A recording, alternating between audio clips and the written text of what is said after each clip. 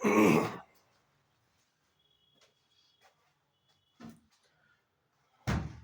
Everyone, I am पारस रस्तोगी और आज हम आपके सामने लेकर आए हैं atomic structure chapter number 2 from class 11th।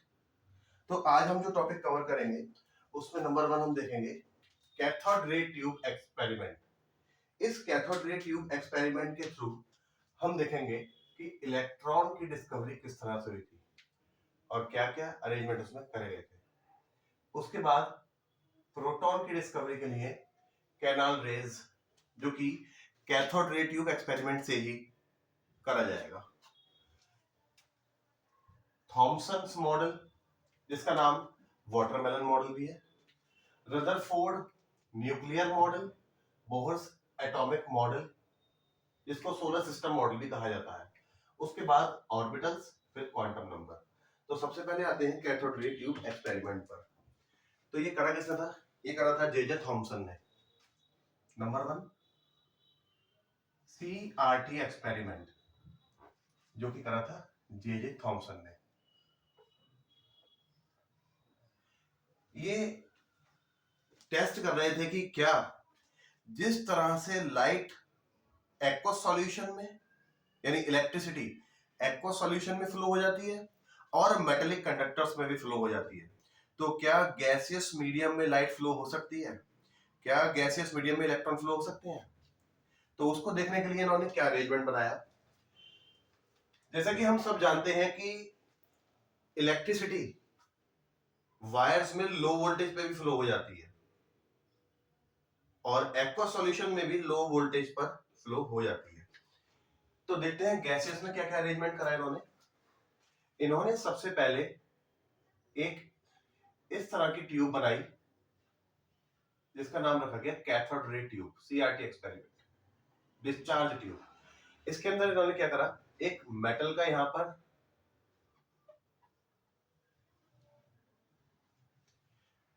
Cathode बनाया और दूसरी तरफ एक एनोड बनाया, जिनको हाई टेंशन वोल्टेज से सप्लाई दी गई बैटरी सोर्स से। अब इन्होंने सबसे पहले ये करा कि इसमें 1 atm प्रेशर, यानी नॉर्मल प्रेशर पर वोल्टेज सप्लाई करी 220 वोल्ट। तो इसमें कोई भी ऑब्जर्वेशन देखने को नहीं मिला। फिर इन्होंने क्या करा, सोचा कि हो सकता है कि एयर का जो फ्रिक्शन लग रहा हो इलेक्ट्रॉन्स के लिए वो बहुत ही ज्यादा है और वोल्टेज भी कम होने की वजह से इलेक्ट्रॉन्स नेगेटिव प्लेट से निकलकर पॉजिटिव तक नहीं पहुंच पा रहे हैं। फिर इन्होंने धीरे धीरे वोल्टेज बढ़ाई और धीरे धीरे वोल्टेज बढ़ाते बढ़ाते प्रेशर कम करते चले गए 10 की पावर -6 atm और वोल्टेज बढ़ाकर 10,000 वोल्ट कर दी, जो कि बहुत ही हाई वोल्टेज है। तो इन्होंने देखा कि एक बीम ऑफ लाइट यहां से निकली और जो कि एनोड तक पहुंची। बिल्कुल ध्यान रखें, अगर आपको एनोड और कैथोड नाम याद करने में प्रॉब्लम होती है तो सिर्फ एक तरीका मैं बताऊंगा आपको। एनायन जिस प्लेट पर पहुंचते हैं उसको बोलते हैं एनोड और कैटायन जिस प्लेट पर पहुंचते हैं उसको बोलते हैं कैथोड। क्योंकि कैटायन पर पॉजिटिव चार्ज होता है, इसका मतलब साफ है कि वो नेगेटिव प्लेट पर ही पहुंचेंगे और अप्रोचिंग आयंस के बिहाफ पर उस इलेक्ट्रोड का नाम रखा गया है। जैसे कि कैटायन नेगेटिव पर पहुंचेगा और अप्रोचिंग आयन के बिहाफ पर उस इलेक्ट्रोड का नाम रखा गया है cathode. So it is cathode and it is anode. Now अब जैसे ही उन्होंने वोल्टेज 10,000 वोल्ट के अप्रोक्स करी और प्रेशर डिक्रीज करते करते 10 टू द पावर -6 मीटर तक करा with the help of vacuum sucker pump, vacuum pump. Vacuum pump से इन्होंने हवा खींच ली। अब इसके बाद इन्होंने क्या देखा कि यहां से एक बीम ऑफ लाइट निकल कर गई जो कि कैथोड से एनोड की तरफ गई। इन्हें तो पता नहीं था कि वो उसमें इलेक्ट्रॉन से बनी है, किससे बनी है। तो इन्होंने कह दिया कि भाई जो कैथोड से रे निकल रही है उसका नाम होगा कैथोड रे, जिससे इस रेस का नाम पड़ गया कैथोड रेस। अब वो देखना चाहते थे क्या ये पॉजिटिव की तरफ ही जा रही है, जिससे कंफर्म होगा कि ये नेगेटिव पार्टिकल्स से मिलकर बनी है। तो अगले एक्सपेरिमेंट में क्या करा उन्होंने, अगले एक्सपेरिमेंट में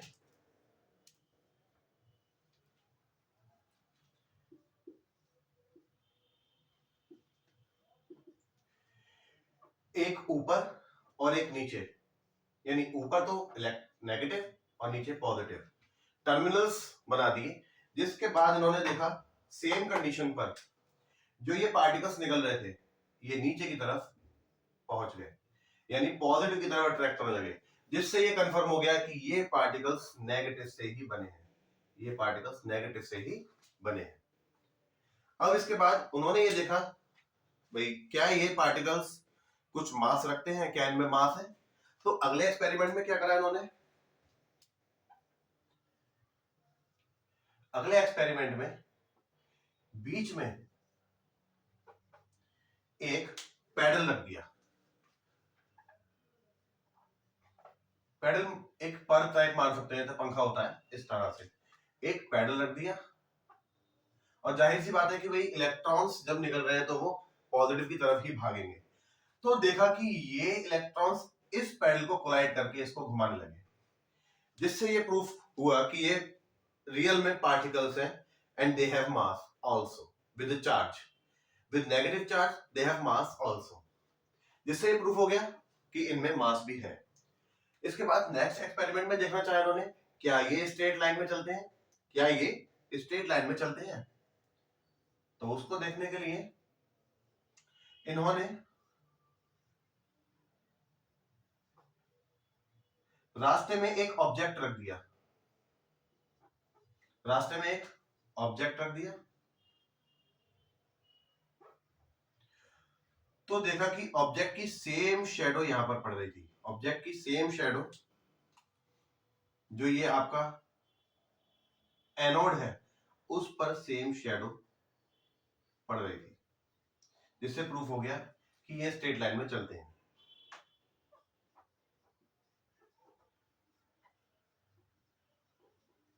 जिससे ये प्रूफ हुआ कि ये yes these particles are travel in straight line. तो ये कुछ एक्सपेरिमेंट से इन्हें पता लगा सर जे थॉमसन को कि ये जो पार्टिकल्स हैं ये नेगेटिवली चार्ज पार्टिकल्स हैं एंड दीज आर इलेक्ट्रॉन्स। अब इसके बाद कुछ पॉइंट हमें देखने हैं कि इनकी क्या क्या प्रॉपर्टीज है।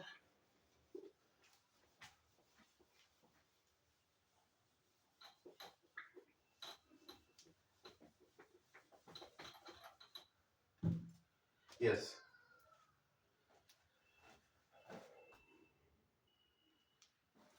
Yes properties. Number 1 point, cathode rays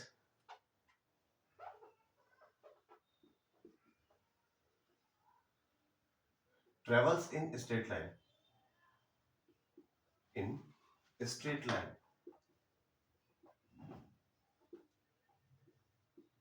जो कि अभी हमें एक्सपेरिमेंट के थ्रू दिख भी है। Now second point is they affect photographic plate, यानी ये फोटोग्राफिक प्लेट को ब्लैक कर देते हैं।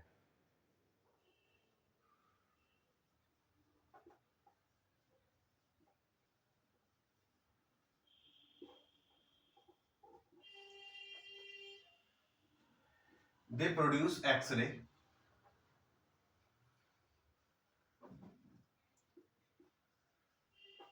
When strike heavy metals like tungsten, like tungsten।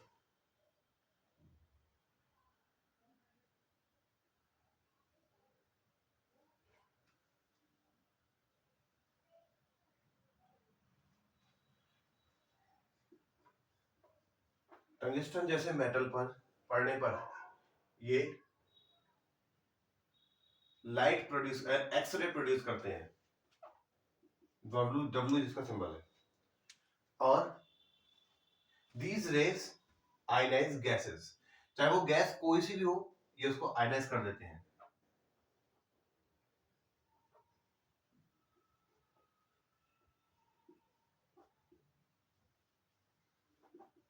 Gases को आयनाइज करते हैं। किस तरह से आयनाइज करते हैं?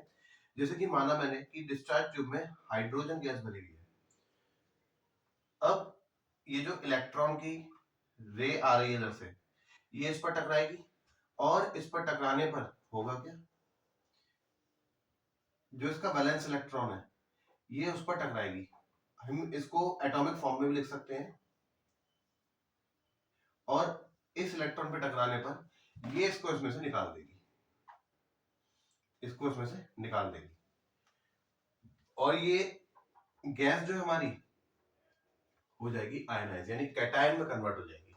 अब गैसेस आयनाइज होने से यहां पर ये पता लगा कि उसमें, यानी उस टेस्ट ट्यूब सीआरटी में, कैथोड रे ट्यूब में, डिस्चार्ज ट्यूब में कुछ पॉजिटिव आयंस भी थे, जिनको बाद में जाकर प्रोटॉन कहा गया। जैसे कि अगर हम बात करें हाइड्रोजन के केस की, तो हाइड्रोजन के पास एक इलेक्ट्रॉन और एक प्रोटॉन होता है।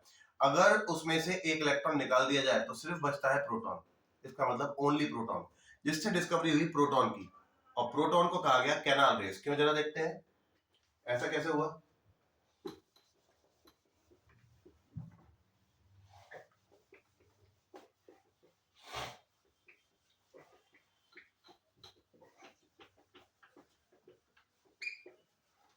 यस, अब जो कैथोड रे ट्यूब बनी हुई थी, उसमें क्या करा गया, यहां पर बीच में जो एनोड था, ये ले लिया परफोरेटेड एनोड।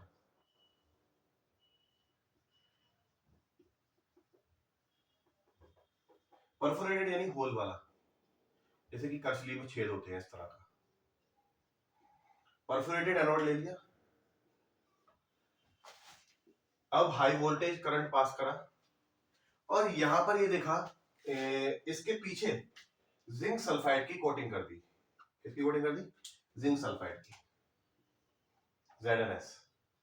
जिंक सल्फाइड एक फ्लोरोसेंट मटेरियल है, जिस पर अगर कोई सबएटॉमिक पार्टिकल या रेडिएशंस पड़ती हैं तो वो चमक निकालने लगता है, यानी चमकने लगता है। अब इसमें से रेडिएशंस निकली जो कि स्ट्रेट लाइन में ही जा रही थी, जैसा कि हमें मालूम है। अब वो हमें ये मालूम है भाई इलेक्ट्रॉन्स तो निकल ही रहे हैं। परफोरेटेड कैथोड लिया था, यहां पर जरा कुछ मिस्टेक हो गई है, जो कि सही करते हैं उसको। यहां पर कैथोड लिया था इन्होंने, एनोड नहीं, कैथोड, क्योंकि नेगेटिव पॉजिटिव पार्टिकल्स निकलेंगे। Perforated cathode.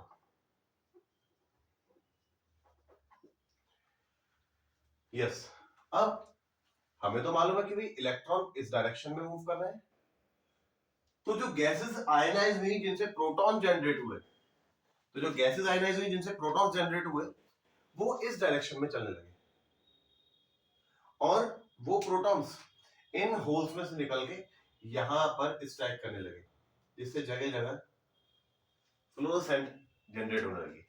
जिससे ये प्रूफ हो गया कि इन स्मॉल पासेज में से कुछ और पार्टिकल्स भी निकल के स्ट्रेट लाइन में जा रहे हैं, जिनको बोला गया कैनाल रेस। कैनाल क्यों? कोई नैरो वे बना होता है, उसको कैनाल बोलते हैं। जैसे कि आपने सुना होगा पनामा कैनल, एक जगह है पनामा जहां पर समुद्र में मतलब रास्ता पार करने के लिए काफी लंबे रास्ते से जाया जाता था। तो वहां के लोगों ने क्या करा, एक पहाड़ को काटकर एक रास्ता बनाया, बीच में से नहर बनाई, जो कि काफी नैरो थी, जिसको बोलते हैं कैनाल। यानी कैनाल में से इलेक्ट्रॉन्स निकल के जा रहे हैं, लाइक दैट कैनाल, जिससे इनका नाम रखा गया कैनाल रेस, जिससे इनका नाम रखा गया कैनाल रेस। अब इसके बाद ये दो टॉपिक हमारे यहाँ पे कवर हो गए। इसके बाद हम देखेंगे Thomson's atomic model.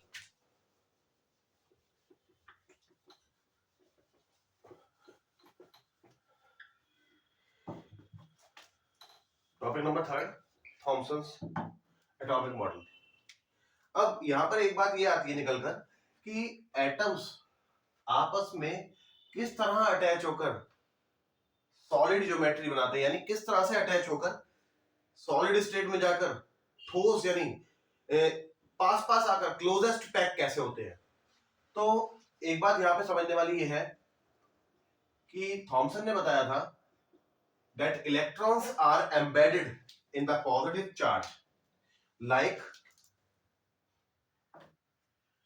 watermelon. In watermelon, red part it is considered as pulp and electrons considered as seed, as I made on the board on blue color. So these are the electrons which are embedded. Thomson ने बताया like watermelon or Christmas cake. In Christmas cake, dry fruits are embedded in cake. In watermelon, seeds are embedded in pulp. उसी तरह से atom के अंदर भी electrons उसके pulp में धसे हुए होते हैं, यानी एम्बेडेड होते हैं और इवनली डिस्ट्रीब्यूट होते हैं। जितना पॉजिटिव चार्ज होता है उतना ही नेगेटिव चार्ज होता है, यानी उसकी इलेक्ट्रिकल न्यूट्रलिटी मेंटेन रहती है। और ये आपस में जुड़े हुए कैसे होते हैं? एक का इलेक्ट्रॉन दूसरे के प्रोटॉन को अट्रैक्ट करता है, होल्ड करके रखता है, और एक का प्रोटॉन दूसरे के इलेक्ट्रॉन्स को, एक का प्रोटॉन दूसरे के इलेक्ट्रॉन को होल्ड करके रखता है, एक का प्रोटॉन दूसरे के इलेक्ट्रॉन को होल्ड करके रखता है, जिससे ये एटम्स स्ट्रॉन्ग इलेक्ट्रोस्टैटिक फोर्स से आपस में जुड़ जाते हैं और रिजिड फॉर्मेशन बनाते हैं, ये रिजिड यूनिफॉर्म फॉर्मेशन बनाते हैं। तो यहां पर ये था थॉमसन मॉडल, जिसका नाम है वाटरमेलन मॉडल और प्लम पुडिंग मॉडल। किसी ने पुडिंग से कंपैरिजन करा, किसी साइंटिस्ट ने इसको वाटरमेलन से कंपैरिजन करा, किसी ने हाइड एंड सीक बिस्किट से, किसी ने क्रिसमस केक से। ना उसके बाद हम देखेंगे रदरफोर्ड मॉडल। रदरफोर्ड मॉडल का दूसरा नाम है रदरफोर्ड न्यूक्लियर मॉडल, क्योंकि इस मॉडल के थ्रू उन्होंने न्यूक्लियस की डिस्कवरी करी थी। इस मॉडल के थ्रू उन्होंने न्यूक्लियस की डिस्कवरी करी थी। कैसे करी थी? एक यहां पर स्क्रीन लगाई जो कि लेड की थी, और लेड की स्क्रीन के साथ साथ यहां पर उन्होंने एक थिन लेयर बनाई जो कि थी गोल्ड की। मोस्ट मैलिएबल मेटल लिया गोल्ड। ऐसा नहीं था कि भाई शुरुआत में ही गोल्ड ले लिया उन्होंने। Gold is the most malleable metal, जिससे उसकी थिन से थिन शीट बनाई जा सकती है, जो कि आपने सिल्वर फॉइल, गोल्ड फॉइल भी देखी होगी, जिसे सोने का वर्क या चांदी का वर्क कहते हैं। इतनी पतली शीट इसकी लेयर बना दी जिसमें लगभग दो एटम्स ही आपस में अरेंज हो पाए। अब उनसे क्या करा, इन एटम्स पर न्यूक्लियस की डिस्कवरी करने के लिए अल्फा पार्टिकल्स की बम्बार्डमेंट करी। अब हमें ये पता है अल्फा पार्टिकल्स होते हैं हीलियम का न्यूक्लियस।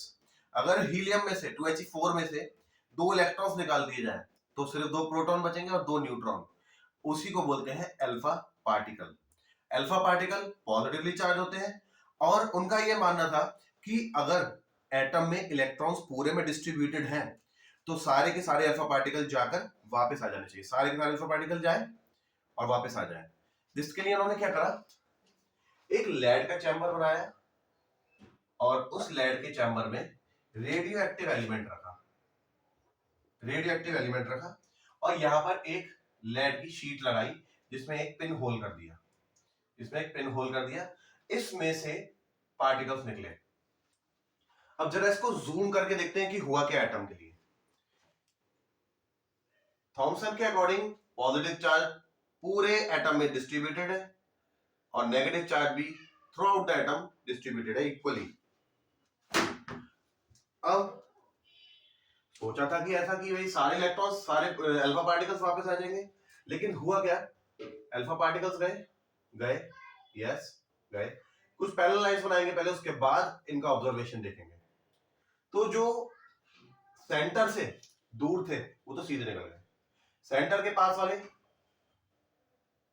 थोड़ा सा एंगल, यानी अगर हम कहें स्ट्रेट लाइन से लिटिल एंगल, बहुत ही ना के बराबर एंगल बना के डेविएट हुए, और पास वाले थोड़े बड़े एंगल से, बिल्कुल पास वाले और बड़े एंगल से, सामने वाला रिवर्स हो गया, यानी जैसे गया वैसे ही उल्टा लौट के 180 डिग्री पर रिटर्न होके वापस आ गया, 180 डिग्री पर रिटर्न होके वापस आ गया, जिससे यह प्रूफ हुआ कि सारा का सारा एटम हॉलो होता है और उसका सारा पॉजिटिव चार्ज होता है सेंटर में। अब इससे क्या क्या ऑब्जर्वेशन निकल कर आई है हम देखेंगे। पहले इसको रेस करते हैं।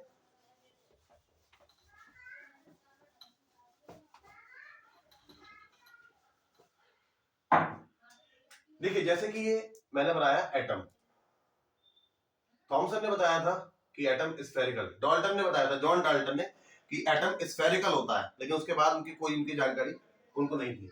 अब यहाँ पे रदरफोर्ड मॉडल से ये पता लगा कि एटम का सेंटर पार्ट में सारा का सारा पॉजिटिव चार्ज होता है। और एक बात बिल्कुल ध्यान रखने की जरूरत है कि वन जो प्रोटॉन है बाई मास 1837 इलेक्ट्रॉन्स के बराबर होता है। अगर हम दोनों का मास रख के कैलकुलेट करें तो यही एग्जैक्ट वैल्यू निकल कर आएगी, यानी एक प्रोटॉन बाई मास 1837 इलेक्ट्रॉन्स के इक्वल होता है। यानी जैसे 1 ग्राम की कोई प्लास्टिक की जो बंदूक वाली गोली होती है वो, और एक 2 किलो का बाट हैवी, लेकिन वो बाट भी उतना ही छोटा है जितना कि इलेक्ट्रॉन है, जितने की वो गोली है प्लास्टिक वाली उतना ही छोटा। अब ये बात पता लगा कि जो एटम है, जो कि निकाला नील्स बोहर ने, नील्स बोहर ने ये निकाला कि एटम का जो साइज होता है वो होता है 10⁻⁻10 मीटर, क्योंकि उन्होंने हाइड्रोजन की रेडियस कैलकुलेट करी थी 0.529 इंटू 10⁻⁻10 मीटर। ये रदरफोर्ड ने कैलकुलेट करी थी हाइड्रोजन की रेडियस, हाइड्रोजन एटम की। तो यहां पर अगर डायमीटर की बात करें तो एग्जैक्ट इसका ट्वाइस यानी 10⁻⁻10 मीटर निकल आएगा, 10⁻⁻10 मीटर निकल आएगा। अब ये जो एटम है इसका साइज होता है यानी विड्थ 10⁻⁻10 मीटर, और जो ये न्यूक्लियस होता है इसका डायमीटर होता है 10⁻⁻15 मीटर। अब जब हम अगर कैलकुलेट करें कि एटम रेशियो न्यूक्लियस, कैलकुलेट करने के बाद निकल कर आता है 10⁵ यानी 1 लाख रेशियो 1, यानी एटम न्यूक्लियस से इतना बड़ा है, न्यूक्लियस एटम से इतना छोटा है जैसे कि एक काफी बड़ा, मतलब कह सकते हैं 20 टायर का ट्रक और उसमें एक छोटी सी मक्खी, ना के बराबर है। और ताज्जुब की बात यह है, मतलब हैरानी की बात इतनी है कि पूरे एटम का मास उस एक छोटे से पार्ट में कॉन्सेंट्रिक है, यानी सारा का सारा मास उसी के अंदर है। ये यूनिवर्स में पॉसिबल है। तो यहां पर ये डाटा निकल कर आया। अब रदरफोर्ड ने इलेक्ट्रॉन की कोई भी सिचुएशन नहीं बताई, यानी इलेक्ट्रॉन एटम के इनसाइड कहां पर सिचुएटेड है ये नहीं बताया। ये तो बता दिया कि सारा का सारा पॉजिटिव चार्ज एक सेंटर में सिचुएटेड है जिसको बोलते हैं न्यूक्लियस, लेकिन इलेक्ट्रॉन की सिचुएशन नहीं बताई। तो इलेक्ट्रॉन कैसे रखा हुआ है, किस तरह से रखा हुआ है वो देखते हैं यहां पर। रदरफोर्ड के अकॉर्डिंग इलेक्ट्रॉन न्यूक्लियस के अराउंड कहीं ना कहीं सर्कुलर मोशन कर रहा है। इलेक्ट्रॉन न्यूक्लियस के अराउंड 3D वॉल्यूम में, न्यूक्लियस के अराउंड 3D वॉल्यूम में कहीं ना कहीं सर्कुलर मोशन कर रहा है, पर ये नहीं पता कहां कर रहा है और कैसे कर रहा है। तो अगर हम क्लासिकल मैकेनिक्स लगाएं उस पर, न्यूटन की मैकेनिक्स, क्लासिकल मैकेनिक्स जो कि ये बताती है अगर कोई पार्टिकल मूविंग है तो वो अपनी एनर्जी लॉस करेगा और लोअर एनर्जी में पहुंचेगा। इसका मतलब इलेक्ट्रॉन को घूमते घूमते एनर्जी लॉस करने के कारण वो न्यूक्लियस में कोलाइड कर देना चाहिए, और कोलाइड अगर हो जाता, मान लो अगर होता, तो यूनिवर्स का कोई भी अस्तित्व नहीं रहता। अब ये इलेक्ट्रॉन अपनी एक फिक्स पोजीशन पर रुका कैसे रहता है इसके बारे में बताया नील्स बोहर ने, जो कि हम बोहर एटॉमिक मॉडल में देखेंगे। बोहर एटॉमिक मॉडल का दूसरा नाम है प्लैनेटरी मॉडल।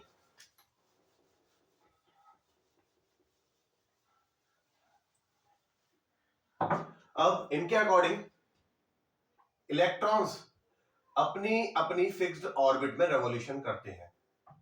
अपनी अपनी फिक्स्ड ऑर्बिट में रेवोल्यूशन करते हैं। 1 2 3 4 5 6 एंड 7। ऑर्बिट्स को n से रिप्रेजेंट करते हैं। n मीन टू से natural number. n is equal to 1, n is equal to 2, n is equal to 3, n is equal to 4, n is equal to 5, n is equal to 6, n is equal to 7, जिनको k, l, m, n, o, p, q shell से भी represent कर सकते हैं, shell से भी represent करते हैं। अब इसके आगे और हाइपोथेटिकल शेल्स वर्किंग है, यानी उनकी कुछ ही सालों में डिस्कवरी हो सकती है, जिनको इसी के आगे अल्फाबेट दे दी जाएंगे, जैसे कि K, L, M, N, O, P, Q, R, S, T, U, V, W and so on. तो रदरफोर्ड ने कहा कि इलेक्ट्रॉन सर्कुलर ऑर्बिट्स में रेवोल्यूशन करता है। Orbit is a place where the finding probability of electron is maximum. Orbit ऐसी जगह है जहां पर इलेक्ट्रॉन के पाए जाने की प्रोबेबिलिटी सबसे ज्यादा है। और इलेक्ट्रॉन के रेवोल्यूशन से 3D वॉल्यूम में, यानी न्यूक्लियस के सभी डायरेक्शंस में घूमने की वजह से ही ऑर्बिट की फॉर्मेशन होती है। अब जो कि क्लासिकल मैकेनिक्स रदरफोर्ड अप्लाई कर रहे थे इस पर, तो वो ऐसा क्यों क्या है कि इस पर अप्लाई नहीं होता है। एक फिजिक्स में हमने पढ़ा है, जब दो फोर्स अपोजिट डायरेक्शन में एक्ट कर रहे हैं तो हमारा ऑब्जेक्ट डिस्प्लेस नहीं होगा, यानी नेट फोर्स निकल कर आता है 0। नेट फोर्स क्या निकल कर आता है? 0। तो यहां पर दो बातें हमें समझनी है एटम के रिगार्डिंग।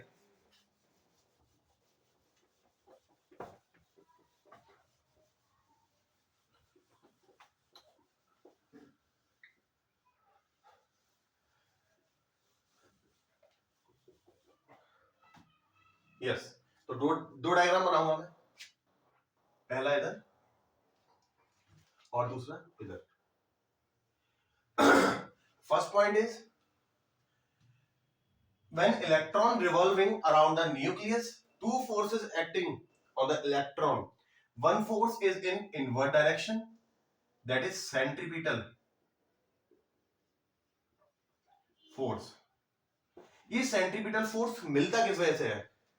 सेंट्रीपिटल फोर्स का मतलब, जैसे कि कोई ऑब्जेक्ट रेवोल्यूशन कर रहा है, तो मुझे अपनी, जैसे कि ये कीरिंग मैं रेवोल्यूट कर रहा हूं, यहां पर घुमा रहा हूं इस तरह से, तो इसको रोकने के लिए मुझे सेंटर में एक फोर्स लगाना पड़ रहा है, जिस वजह से ही ये रुक पा रहे हैं मीन पोजीशन पे। अगर मैं फोर्स कम कर दूं ये, तो ये निकल जाएगा आगे की तरफ, यानी अपनी मीन पोजीशन पे घूमता नहीं रहेगा। जैसे कि मान लो दो बच्चों को यहाँ पे टांग के अपने हाथों पे मैं घूमना चालू करूं गोल गोल, तो जितनी तेज मैं घूमूंगा उतना ही फोर्स मुझे अंदर को लगाना पड़ेगा। अगर मैंने इनिशियल फोर्स लगाया जैसे कि मैंने शुरुआत में लगाया हो, उतना ही अगर फोर्स लगाया यानी कम, तो वो बच्चे दूर गिर जाएंगे। इसी तरह से अंदर की तरफ का फोर्स और बाहर की तरफ का फोर्स अगर इक्वल होगा तभी वो अपनी सेम पोजीशन पे रेवोल्यूशन करते रहेंगे, वरना उनका रेवोल्यूशन पॉसिबल नहीं हो पाएगा और वो कहीं ना कहीं स्ट्रेट लाइन बना के उड़ जाएंगे, दूर गिर जाएंगे स्ट्रेट लाइन बनाकर। तो दो फोर्स यहां पर एक्ट करते हैं, एक अलोंग द टेंजेंट और एक अंदर की तरफ। अंदर की तरफ सेंट्रीपिटल फोर्स, बाहर की तरफ सेंट्रीफ्यूगल फोर्स। बाहर की तरफ सेंट्रीफ्यूगल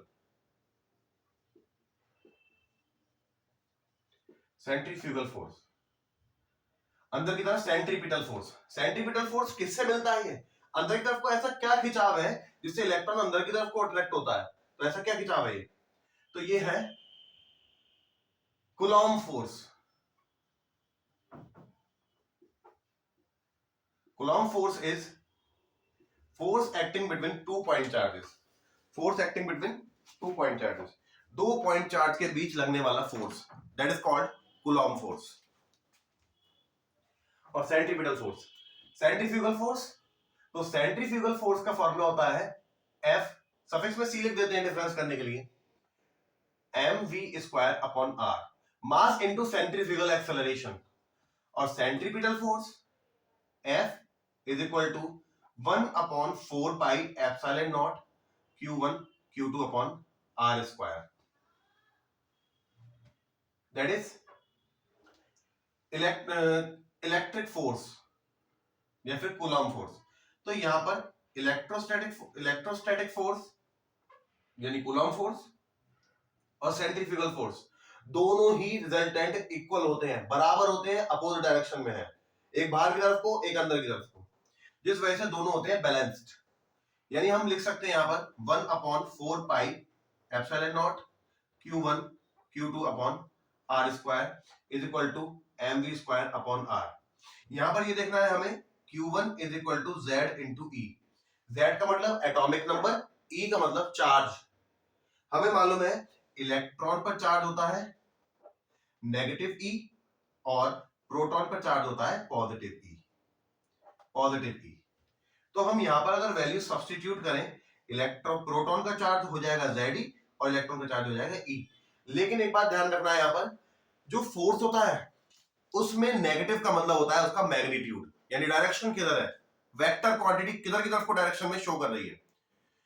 तो फोर्स में हम यहां पर नेगेटिव नहीं लगाएंगे क्योंकि फोर्स कभी भी नेगेटिव नहीं हो सकता। तो वैल्यू पुटअप करी हमने 1/4 pi epsilon not ZE into E upon R square is equal to mv square upon R। R से R कैंसिल हो गया, 1/4 pi epsilon not ZE square upon R is equal to mv square. Equation 1 कह दिया हमने। अब जब electron यहां पर रेवोल्यूशन कर रहा है, because electron is a particle, वो बात अलग है कि सब एटॉमिक पार्टिकल है, बहुत ही नेग्लिजिबल उसका वेट है। तो यहां पर एक एंगुलर मोमेंटम वर्क कर रहा है। एंगुलर मोमेंटम को L से शो करते हैं, जिसका फॉर्मूला होता है mvr sin theta.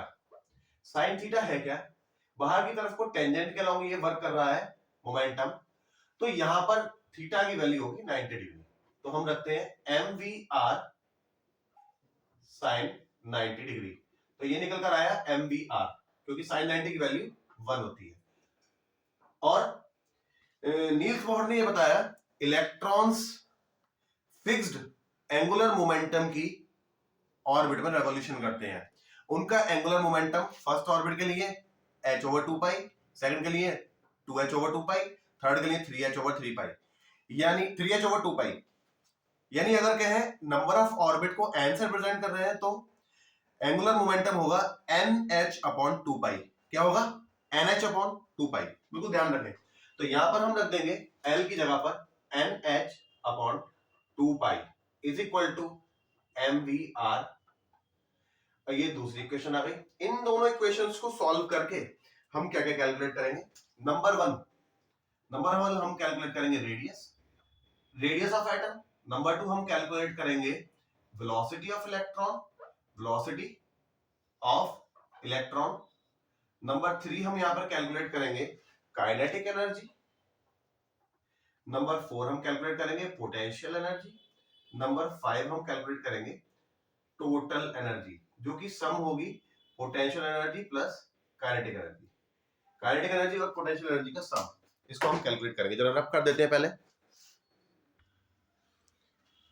Yes, Rutherford ने क्वांटाइज्ड एंगुलर मोमेंटम, क्वांटाइज्ड मतलब fixed, for particular orbit mvr is equal to nh/2 pi, और electrostatic force and centrifugal force जो कि दोनों इक्वल थे, उन दोनों इक्वेशंस की हेल्प से radius, velocity, kinetic energy, potential energy और टोटल एनर्जी की वैल्यू कैलकुलेट करी, जो कि क्या निकल कर आई, h² pi mass of electron into charge का स्क्वायर n² z। n का मतलब नंबर ऑफ ऑर्बिट, z मतलब एटॉमिक नंबर। ये वैल्यूज अगर हम कैलकुलेट करें तो पर्टिकुलर एटम की रेडियस निकलकर आ जाती है।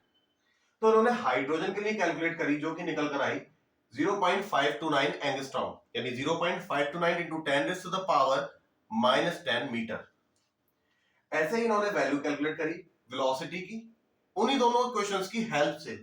तो वेलोसिटी निकल कर आई E²/2h/0 z/n मीटर पर सेकेंड। E, h और ε0 की वैल्यू पुट करने के बाद 2.18 into 10⁻⁻6, yes no -6 नहीं, +6 2.18 into 10⁶ Z upon n metre पर सेकंड निकल आई इलेक्ट्रॉन की वैल्यू फॉर फर्स्ट ऑर्बिट। अगर यहाँ पर मैं एटॉमिक नंबर 1 और n की जगह 1 रख दूं तो इलेक्ट्रॉन जो कि हाइड्रोजन के लिए है उसकी वैल्यू निकल कर आ जाएगी वेलोसिटी की। काइनेटिक एनर्जी उन्हीं दोनों इक्वेशंस की हेल्प से निकाली, क्योंकि काइनेटिक एनर्जी का फॉर्मूला होता है हाफ mv²। यहां v² की वैल्यू पुट अप करी जिससे काइनेटिक एनर्जी का फॉर्मूला निकल आया, और काइनेटिक एनर्जी निकल कर आई पॉजिटिव में 13.6 Z अपॉन n का स्क्वायर। ऐसे पोटेंशियल एनर्जी कैलकुलेट करी जो कि होता है फॉर्मूला mgh, लेकिन पोटेंशियल एनर्जी का फॉर्मूला mgh होता है मैकेनिक्स में। तो पोटेंशियल एनर्जी का जो फॉर्मूला होगा फॉर इलेक्ट्रॉन एंड प्रोटॉन यानी चार्ज के लिए वो होता है 1/4 pi epsilon not q1 q2 upon r। बस एनर्जी में और फोर्स में डिफरेंस है, फोर्स में r² होता है और एनर्जी में r, लेकिन एनर्जी में चार्ज भी लेना पड़ता है हमें, तो यहां पर नेगेटिव साइन हम लेंगे फॉर इलेक्ट्रॉन। इलेक्ट्रॉन के लिए हम नेगेटिव साइन यहां पर ले लेंगे। अब ये वैल्यू रेडियस की यहां पर कैलकुलेट करी और q की जगह लिखा जाएगा Ze², और कैलकुलेट करने के बाद निकल कर आता है minus twice of kinetic energy.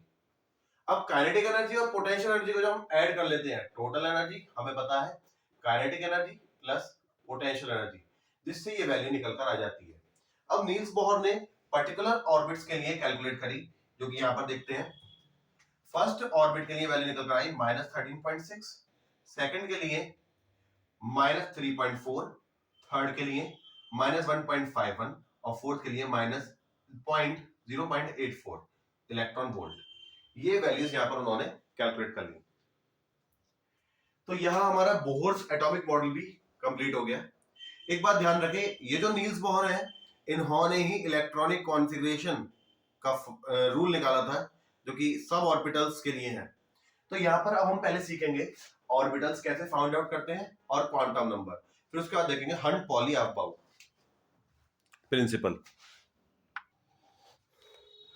तो देखो बच्चों, जिस तरह से हम इलेक्ट्रॉनिक कॉन्फ़िगरेशन क्लास 10th में हमने सीखा था, जो कि कुछ इस तरह था 2 8 8 2, और हमें यह बताया गया था कि पर्टिकुलर ऑर्बिट के लिए मैक्सिमम इलेक्ट्रॉन 2n² फॉर्मूला से निकाल लेते हैं, और ये फॉर्मूला फोर्थ शेल के बाद हो जाता है कांस्टेंट। n = 4 के बाद हो जाता है कांस्टेंट, यानी जितने n = 4 में इलेक्ट्रॉन्स हैं उतने ही इलेक्ट्रॉन आगे की शेल्स में भी होंगे, फिक्स हो जाता है। लेकिन ये 288 वाला 20 एटॉमिक नंबर के बाद काम नहीं करता है। तो 20 एटॉमिक नंबर के बाद कौन सा इलेक्ट्रॉनिक कॉन्फ़िगरेशन है, किस तरह से करना है, वो हमें देखना है। तो अभी तक तो आपको ये पता था कि ऑर्बिट, एटम के अंदर सिर्फ ऑर्बिट होती है, ऑर्बिट कहें, शेल कहें या एनर्जी लेवल कहें, बात एक ही है, क्योंकि एनर्जी लेवल नाम दिया था नील्स बोहर ने, क्योंकि हर एक ऑर्बिट की एनर्जी और मोमेंटम क्वांटाइज होता है। तो यहां पर हमें देखना है कि किस तरह से इलेक्ट्रॉनिक कॉन्फ़िगरेशन हमें करें, किस तरह से इलेक्ट्रॉनिक कॉन्फ़िगरेशन करना है। तो जरा देखें, जिस तरह से स्कूल के अंदर क्लासेस के अंदर सेक्शन के अंदर सीट, और सीट पर स्टूडेंट्स हैं, तो उसी तरह से मैंने स्कूल से कंसीडर करा एटम को, कि एटम के अंदर कुछ क्लासेस है जिनको बोला जाता है ऑर्बिट। जैसे कि सोलर सिस्टम में अर्थ की, मार्स, जुपिटर, सैटर्न सारे प्लैनेट्स की ऑर्बिट होती है जिस पर वो रेवोल्यूशन करते हैं। ऐसे ही इलेक्ट्रॉन की भी ऑर्बिट होती है जो कि इलेक्ट्रॉन के रेवोल्यूशन के कारण ही बनती है। ऑर्बिट का दूसरा नाम शेल, और दूसरा नाम एनर्जी लेवल।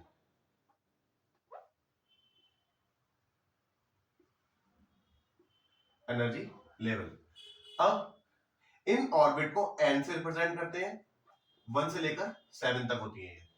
अब इसके बाद सेक्शन को मैंने यहां पर कंसीडर करा है ऑर्बिटल से, क्योंकि ऑर्बिट के अंदर ऑर्बिटल होती है। बताएंगे किस तरह से उनका फॉर्मेशन होता है। ऑर्बिटल का दूसरा नाम है सबशेल। और एक और नाम है उसका सब एनर्जी लेवल।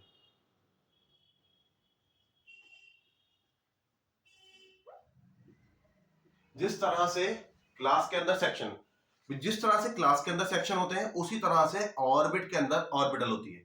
यानी अब तक जो हमें बताया गया था कि इलेक्ट्रॉन सिर्फ सर्कुलर मोशन में रेवोल्यूशन करता है, तो उससे हटके बात होगी यहां पर। यानी अगर और बारीकी पर जाए तो इलेक्ट्रॉन सर्कुलर मोशन के साथ साथ न्यूक्लियस के अराउंड इस तरह से, यानी डंबल बना के एक्स एक्सिस में इस तरह से, पीछे भी, जिससे पी ऑर्बिटल की फॉर्मेशन होती है। पी एक्स बन गई, पी वाई इधर भी और पीछे की तरफ, जिससे डंबल की फॉर्मेशन होती है, डंबल शेप की। और जेड की बात करें तो न्यूक्लियस के अराउंड इस तरह से, जिससे भी डंबल की फॉर्मेशन होती है, ऊपर भी और नीचे भी।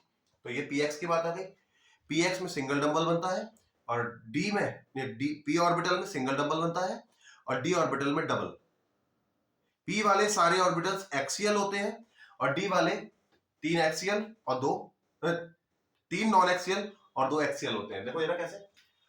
अब मैंने यहां पर ये बना दिया ऑर्बिटल्स। ऑर्बिटल्स कुल मिला के 4 होती है। जैसे section A B C D, उसमें स्टूडेंट्स किसी में 20, किसी में 25, किसी में 50, किसी में 55, इस तरह से ऑर्बिटल्स में भी इलेक्ट्रॉन पर्टिकुलर अलग अलग होते हैं। जैसे कि ऑर्बिटल्स होती हैं 4, S P D F.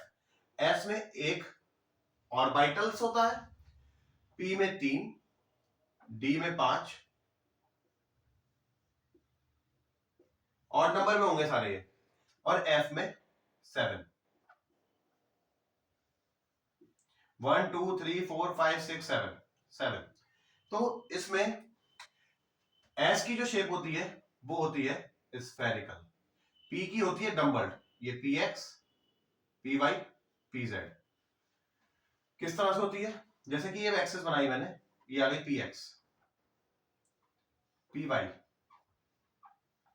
P z, आगे पीछे। अब ये जो डी ऑर्बिटल है ये होती है d x y, d y z, d z x, d x square minus y square और d z square, d z square. जरा इनकी शेप देखते हैं किस तरह से होती है। तो शेप को समझने के लिए पहले हमें एक 3D फिगर को समझना पड़ेगा। किस तरह से? मैं एक रूम की 3 वॉल्स को मैं यहां पर बनाता हूं आपके सामने। किस तरह से? देखो,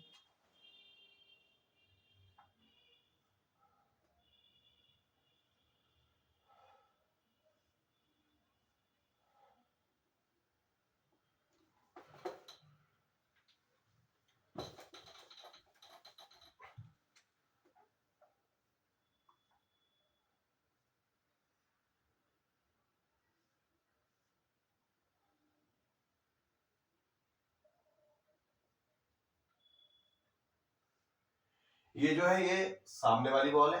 यानी अगर मैं इसको x, इसको y, इसको z कहूं तो ये एक्स वाई प्लेन है, ये नीचे जेड एक्स प्लेन है और ये वाई जेड प्लेन है। अब ये ऑर्बिटल होती कैसे है? देखो, जो ये मैंने 5 ऑर्बिटल्स आपको बताई हैं, ये इसमें d x y, d y z और डी जेड एक्स, ये तीनों होती हैं नॉन एक्सियल। नॉन एक्सियल क्या है? यहाँ प्लेनर का है, बात एक ही है। ये प्लेन के बीच में, यानी एक्सिस के बीच में, प्लेन पर। और ये भी प्लेनर है, लेकिन ये जो हमारी बची हुई d x square minus y square और डी जेड स्क्वायर है, इनमें ये जो 2 ऑर्बिटल्स हैं ये होती हैं एक्सियल, यानी एक्सिस पर। जरा बनाते हैं डायग्राम। डीएक्स बनाने के लिए हमें इसमें से एक्स वाई प्लेन बनाना उठाना पड़ेगा। तो मैंने पहले एक्स वाई प्लेन उठा लिया, इधर से चलेंगे। पहले मैंने इसमें से एक्स वाई प्लेन उठा लिया और यहां पर लिख दिया एक्स वाई प्लेन। ये नेगेटिव और पॉजिटिव एक्सिस के साथ मैंने यहां पर बना दिया। अब इसमें ऑर्बिटल एक्सिस के बीच में होंगी। और मैंने पहले बताया था आपको, जो डी एक्स वाई है, यानी जो डी ऑर्बिटल्स है वो प्लेन के बीच में ही बनती हैं। फिर मैंने इसके बाद वाई जेड प्लेन उठा लिया। वाई जेड के लिए कुछ ऐसे पैरेललोग्राम बनाना पड़ेगा हमें। ये किस तरह से है? इस तरह से। एक्स वाई तो ऐसे था, ये इस तरह से है, और वाई जेड ऐसे होगा नीचे, यानी रूफ। डंबल फॉर्मेशन, इसको मैंने कह दिया डी वाई जेड। अब जरा देखते हैं नीचे वाली,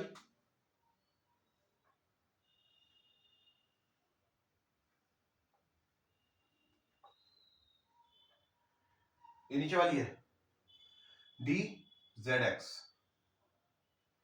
डंबल फॉर्मेशन।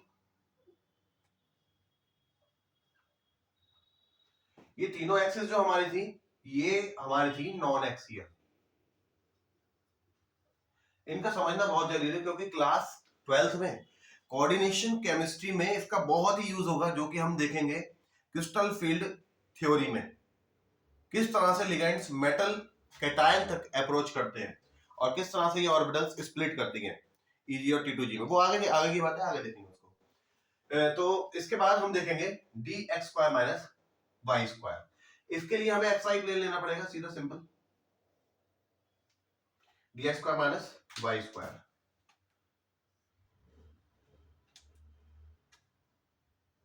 ये होंगी एक्स स्क्वायर एक्सियल। इसके बाद D z square,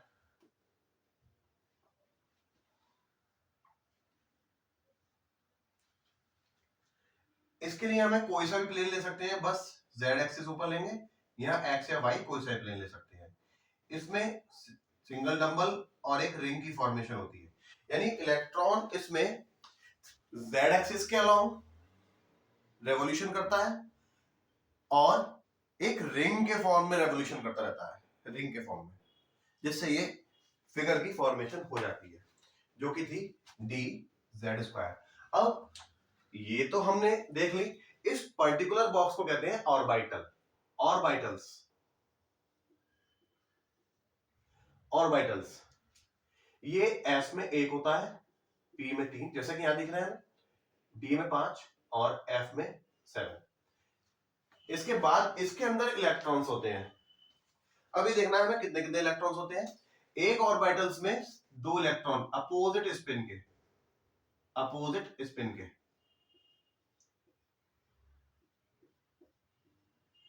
opposite spin के इलेक्ट्रॉन, पहले इलेक्ट्रॉन एक एक करके इलेक्ट्रॉन ऑर्बिटल में आता है, फिर बाद में उसको पेयर करते हैं। तो ये ऑर्बिटल्स वाला भी टॉपिक हमारा खत्म हो गया। इसके बाद हम देखेंगे आज का last topic, quantum numbers.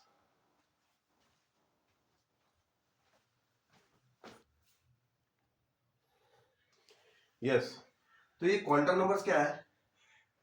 Force numbers by which we can get total information about the electron, about electron. What are these? It tells us electronic configuration, it tells us address of the electron through electronic configuration, energy of electron, spin of electron and whole orientation of the electron। यानी electron के बारे में सारी जानकारी देगा कि electron किस orbit में है, किस ऑर्बिटल में है, उसका स्पिन कैसा है और ऑर्बिट कैसी है। तो ये 4 क्वांटम नंबर्स होते हैं, जिसमें जिस सीरीज में पहला क्वांटम नंबर हमारा निकल कर आता है वो है principal quantum number. First is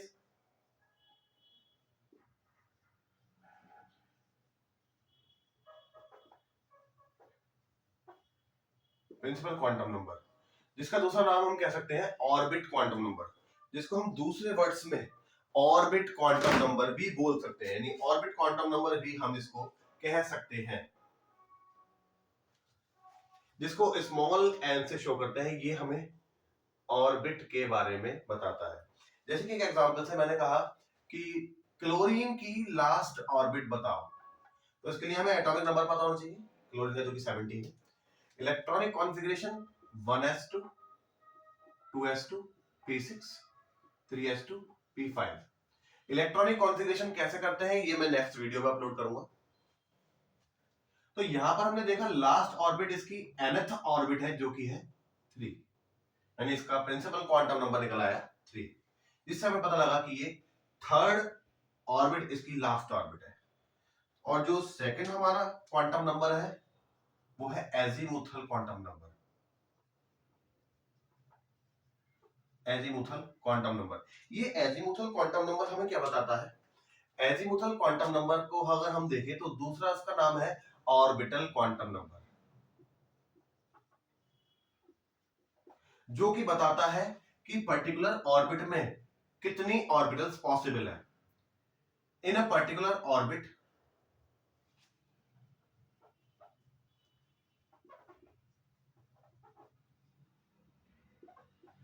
how many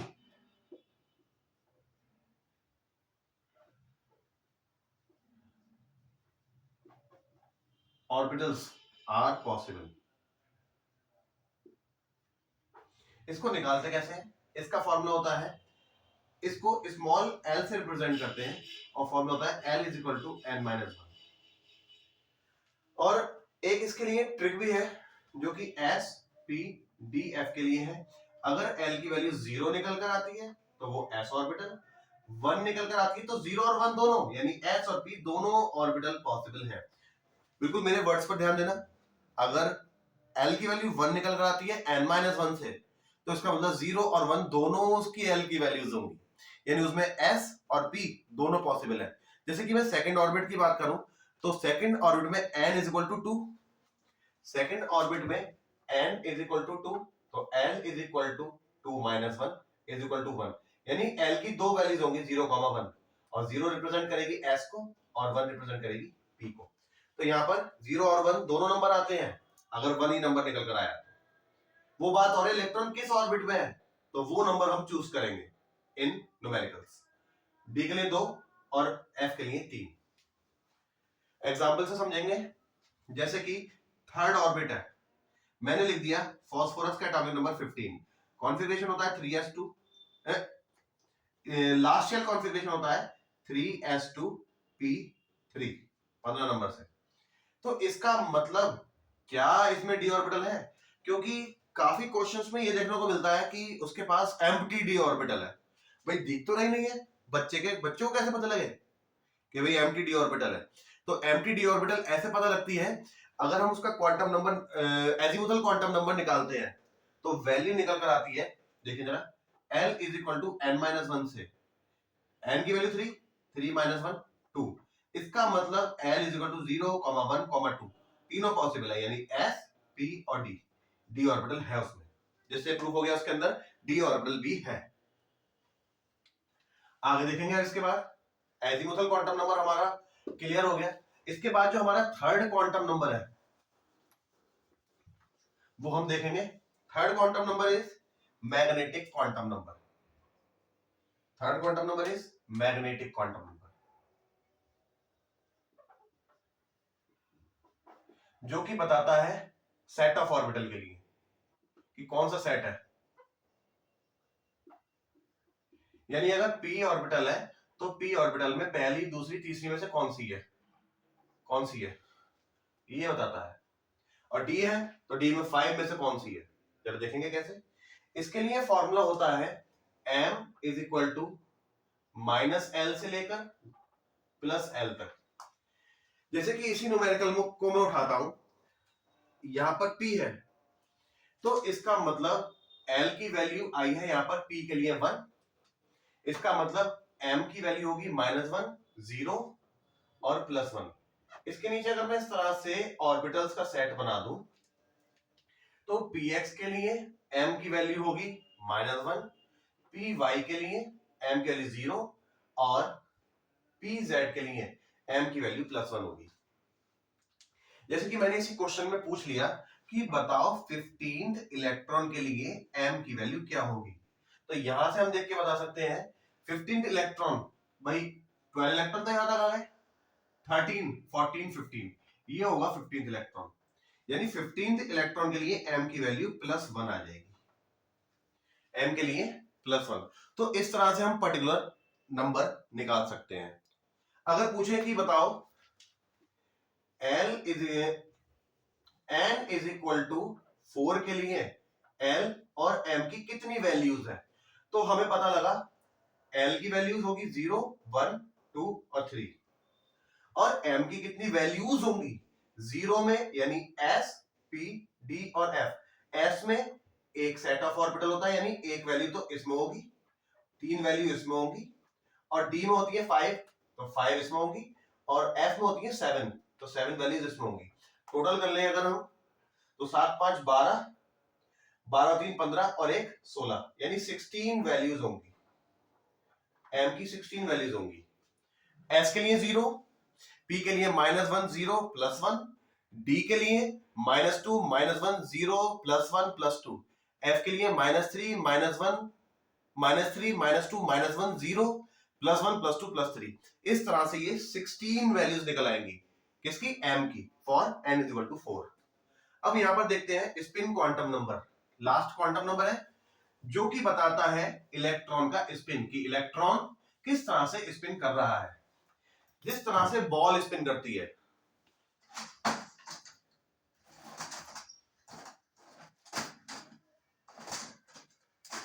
जिस तरह से बॉल स्पिन करती है, स्पिन घूमती है, it is and clockwise spin, clockwise दिख रहा है आपको, and it is anti clockwise spin. उसी तरह से इलेक्ट्रॉन भी स्पिन करता है। किस तरह से, देखो नंबर 4 स्पिन क्वांटम नंबर, जिसको एस से रिप्रेजेंट करते हैं। माना कि किसी ऑर्बिटल में इलेक्ट्रॉन इस तरह से है, तो ऊपर की तरफ डायरेक्शन वाले को हम कहेंगे पॉजिटिव हाफ, यानी क्लॉकवाइज स्पिन,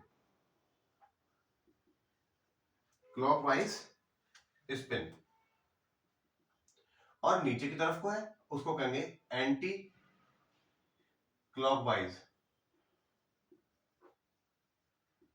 यानी ये इलेक्ट्रॉन इस तरह से रेवोल्यूशन कर रहा होगा और ये वाला इलेक्ट्रॉन अपोजिट डायरेक्शन में रेवोल्यूशन कर रहा होगा। तो इसके लिए होती है प्लस हाफ, इसके लिए माइनस हाफ। जैसे कि बात करें कि क्लोरीन का 7th इलेक्ट्रॉन, क्लोरीन का 17th इलेक्ट्रॉन का s की वैल्यू क्या होगी। चारों क्वांटम नंबर निकाल लेते हैं। तो कॉन्फ़िगरेशन 1s2 2s2p6 3s2p5। तो मैंने देखा जो 17th इलेक्ट्रॉन है 12 तो ये आ गए, 13 14 15 16 17 ये आ गए 17वां इलेक्ट्रॉन। तो इसके लिए n की वैल्यू तो हमें दिख रही है, n की वैल्यू 3 ये रही, देखो l की वैल्यू क्योंकि p में है और मैंने बताया था आपको p के लिए इसकी वैल्यू होगी 1। इस बॉक्स को बिल्कुल अच्छे से बना लेना। p के लिए p के लिए l की वैल्यू होगी 1 और m की वैल्यू इलेक्ट्रॉन सेंटर वाले में तो फर्स्ट वाले में माइनस हाफ, इसमें 0 इसमें प्लस हाफ, -1 0 और +1, तो m की वैल्यू 0, m फिर इसके बाद s, इसका डायरेक्शन नीचे की तरफ को है और मैंने बताया नीचे को है तो माइनस हाफ, इसकी वैल्यू आ गई माइनस हाफ। तो आज के ये हमारे सारे टॉपिक कवर हो गए अब तक। यहाँ पर कल इसके न्यूमेरिकल्स के साथ हम देखेंगे Hund's Pauli aufbau quantum mechanical models, जिसमें Heisenberg uncertainty principle, dual nature of light और subatomic particle, photo electric effect, फिर चैप्टर हो जाएगा हमारा finish. Okay, have a nice day, good bye.